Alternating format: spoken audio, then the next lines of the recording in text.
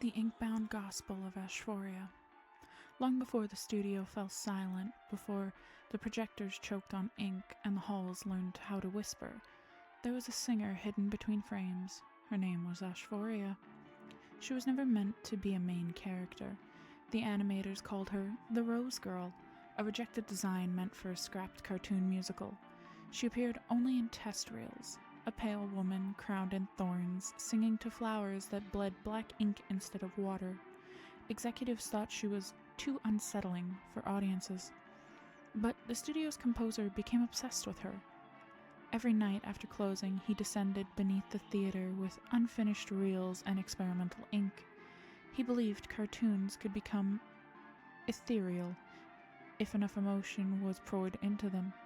Joy, fear, grief, worship. He gave Asphoria all four. The workers began hearing her voice through the pipes. At first, it sounded beautiful. Then people started disappearing. Animators claimed the ink moved when no one touched it. Background characters blinked, and music played backwards in empty rooms. Roses began to grow from flooded ink drains, their petals wet and black. The composer vanished soon after, but Asphoria remained. Now she wanders the abandoned studio like a living cartoon saint, half animation, half something much older. Her face shifts between smiling mascot and hollowed-eyed apparition. One eye was taken by the ink, allowing her to see every scene ever drawn within the studio walls. The roses on her dress are not decoration. Each one represents a soul absorbed into the cartoons.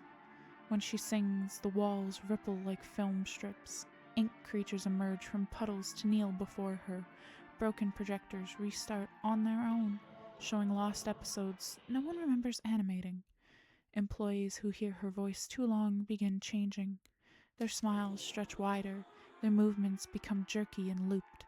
Eventually, they stop speaking entirely except for old cartoon catchphrases. The surviving workers left warnings carved into the studio doors. Do not follow the music. But some still do, because Asphoria never sounds cruel. She sounds lonely. And somewhere, deep in the lowest level of the studios, beyond the flooded archives and the chapel of ink-covered film reels, an old projector still plays her unfinished cartoon on an endless loop. The last frame always changes. And lately, she's been looking directly at the audience.